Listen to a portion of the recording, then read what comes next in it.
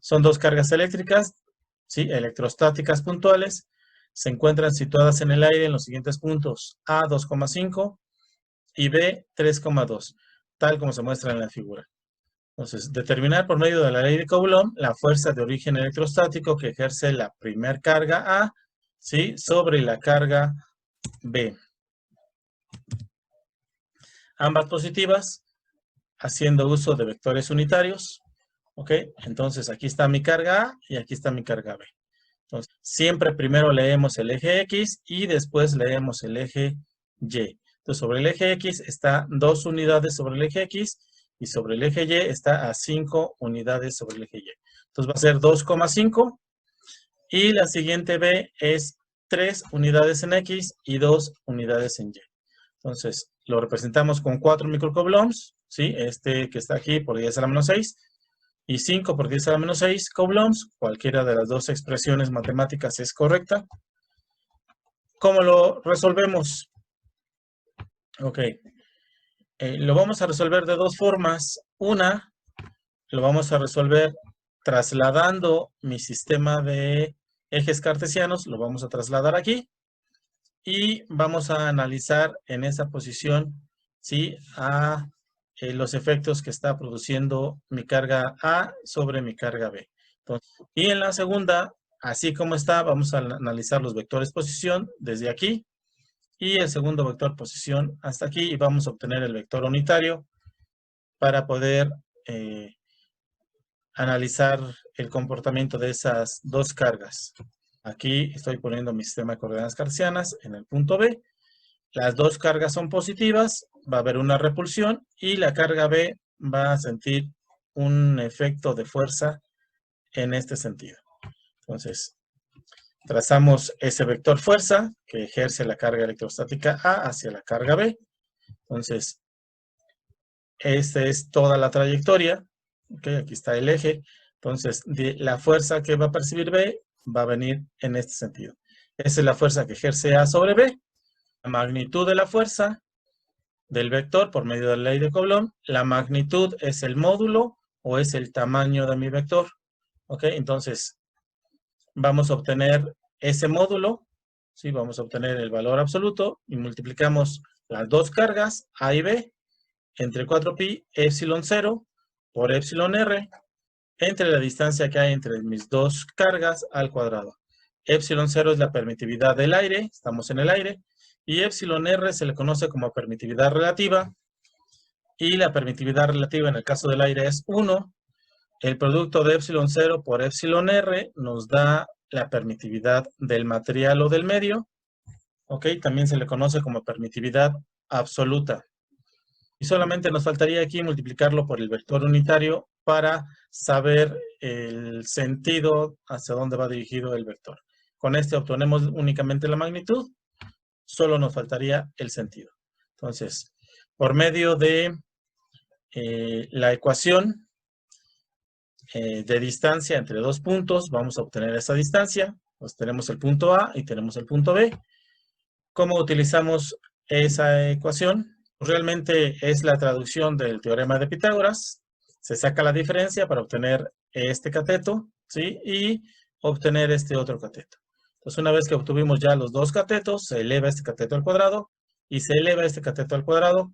Le sacamos raíz cuadrada y de esa forma vamos a obtener la distancia que hay entre A y B. ¿Ok? Indistintamente seleccionamos los puntos. Este puede ser mi primer punto y este puede ser mi segundo punto. Entonces, de la ecuación de la recta, ¿qué obtenemos? Obtenemos la pendiente y2 menos y1 y x2 menos x1. Esta es la pendiente. Y la pendiente de la recta, ¿para qué nos sirve? Para obtener el ángulo. Entonces, si ustedes observan, y2 menos y1 es la distancia que estamos obteniendo sobre el eje Y. Y x2 menos x1 es la distancia que estamos obteniendo sobre el eje X. Entonces, si yo obtengo la tangente de este ángulo, voy a obtener este valor. Pues establecemos los dos puntos, A, x1, y1, B, x2, y2. Sustituimos los valores. A vale 2,5 y B vale 3,2. Obtuvimos la ecuación de la recta, ¿sí? Y nos queda, obtenemos ya aquí la pendiente, ¿ok? Entonces, por medio de la ecuación de la distancia entre dos puntos, ¿sí? Sacamos la diferencia entre los dos puntos x2 menos x1, que corresponde a una unidad, y y2 menos y1, que va a corresponder a 3 unidades. Distancia entre los dos puntos. Entonces, haciendo estas operaciones, nos va a dar que la distancia entre los dos puntos es la raíz de 10. Y ahora sí aplicamos la ley de Coulomb.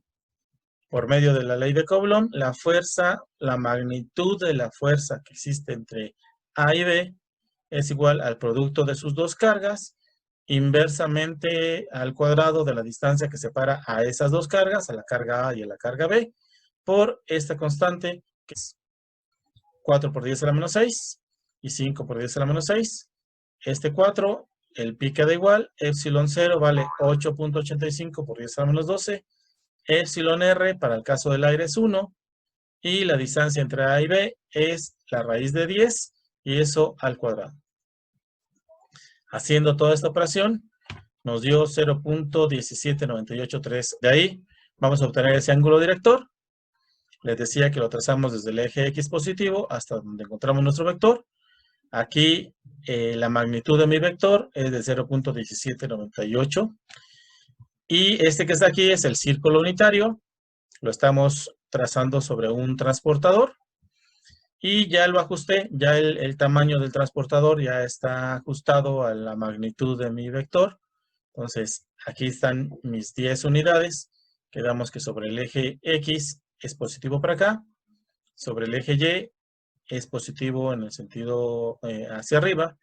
Sobre el eje X va a ser negativo, ¿sí?, hacia la izquierda. Y sobre el eje Y va a ser negativo hacia abajo.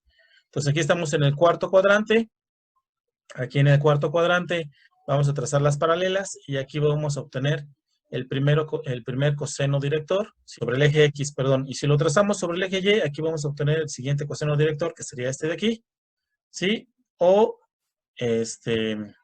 la magnitud de la proyección de ese vector sobre el eje Y.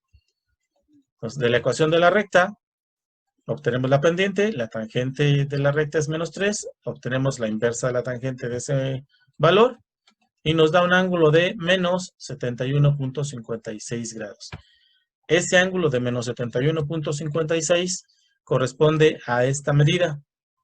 Esta medida de aquí, ¿sí?, si yo mido en el sistema antihorario, ¿sí?, en este sentido, va a ser positivo, pero si yo mido a partir del eje X positivo en el sentido horario, que sería hacia abajo, ¿sí?, los ángulos serían negativos. Entonces, 71.56 negativo, ese es el ángulo, ¿sí?, que correspondería a uno de los cosenos directores. Si eso lo pasamos a positivo, le restamos los 360 menos este valor, nos da 288.435. Entonces, el valor del coseno director va a ser este. El i es el vector unitario y este i nos indica el sentido hacia donde está nuestro vector. En este caso, el vector está en el eje de las X positivo, está de aquí para acá. Sobre las X, este es positivo, y sobre las Y nos va a dar negativo. Entonces, el vector unitario nos indica hacia dónde va dirigido nuestro vector sobre las coordenadas cartesianas. Entonces, vamos a obtener el siguiente coseno director para obtener la proyección sobre el eje Y. A ese valor, 288.435, le restamos 270, les va a dar 18.435. Ese ángulo de 18.435 corresponde a este valor. ¿Ok? Entonces obtengan el coseno de ese 18.435 y les tiene que dar 0.94, que coincide con este de aquí. Y de este mismo valor, aquí estamos obteniendo el cateto adyacente, de ese mismo valor vamos a obtener desde aquí hasta acá, ¿sí?, que correspondería al valor del seno.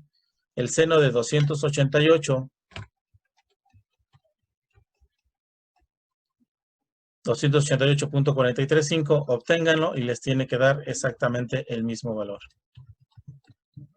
¿Y si da negativo?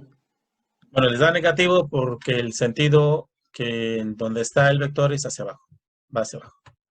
Por eso les da. Por eso utilizamos los vectores unitarios. El vector unitario, ¿sí?, me indica que está sobre el eje Y negativo. Entonces, ahorita que obtuvimos el coseno director, aquí nos dio este valor positivo, pero si nosotros observamos el círculo unitario, observamos que este este vector va dirigido hacia abajo.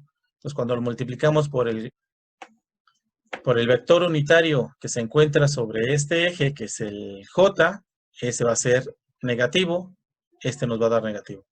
Ese es el motivo por el cual nos tenemos que apoyar en los vectores unitarios para poder saber el sentido de este vector. Con eso ya sabemos el sentido de los dos. ¿Ok? Entonces, aquí ya tenemos la magnitud completa, ¿sí? Y el ángulo. Entonces, lo podemos representar nosotros de dos formas. El coseno de 18.435 es 0.94, aquí está, ¿sí? Y lo tenemos que multiplicar por el sentido en el que va este vector. Entonces, el vector J es negativo, entonces ahí le tenemos que agregar el signo negativo de hacia dónde va ese vector, ¿sí? Realmente el que está en el sentido es J, yo se lo podría poner aquí, que es el sentido del vector, ¿sí? Porque es el que tiene, esta es únicamente la magnitud, esta es la magnitud del vector unitario, pero el vector unitario menos J va en este sentido. Es el motivo. Como va para abajo, este es negativo. ¿Ok? Entonces lo verificamos sobre el círculo unitario, aquí tenemos el punto 94, y sobre el eje X vamos a tener punto 31, aquí, ¿sí? Esa proyección. Entonces, esos dos cosenos directores, si lo multiplicamos por el módulo, nos va a dar ya la magnitud de mi vector. Entonces tengo yo dos cosenos directores, el de punto 94 y el de punto 31. ¿Sí? Y vamos a hacer esa multiplicación, el 0.017 por el coseno de 288 y 0.017 por el coseno de menos 1843, ¿sí? Que está en J. Y les tiene que dar estos dos valores. Ya una vez que obtuvieron esos valores, así como está esta expresión, ya queda de manifiesto la fuerza completa. Aquí tenemos la fuerza sobre el eje X, ¿sí? Multiplicada por su vector unitario. Aquí nos indica que está sobre el eje X positivo, ¿sí? Y esta que está acá, ¿sí? 1706 por 10 a la menos 3, sobre el eje J negativo, ¿sale? Vector unitario J. Entonces, este es el vector ya completo. O también se puede expresar en coordenadas polares. ¿Cómo lo expresamos en coordenadas polares? Manifestamos nosotros el módulo que obtuvimos anteriormente, este de aquí, con el ángulo director, que sería 288.435. Entonces, estas dos, este que está aquí y este que está aquí, vamos a hacer uso del teorema de Pitágoras, este lo elevan al cuadrado, más este lo elevan al cuadrado y le sacan raíz cuadrada a la suma de los dos. Este al cuadrado más este al cuadrado, raíz cuadrada. ¿Cuánto les da ese valor? Ok, y nos tiene que dar 0.017983. Ahora vamos a obtener el ángulo. Menos 1706 entre 5.6867. Va a ser tangente a la menos 1. ¿Cuánto te dio? 31.56. Les está dando este valor. 71.56 negativos. Lo estamos midiendo a partir del eje X hacia abajo. Ese es el valor. Entonces, con esos dos ángulos, con ese, o con el de 288, que sería el positivo, ¿sí? Damos nosotros la resultante en coordenadas polares. Entonces, en coordenadas polares nos va a quedar 0.017983 con un ángulo de 288.435.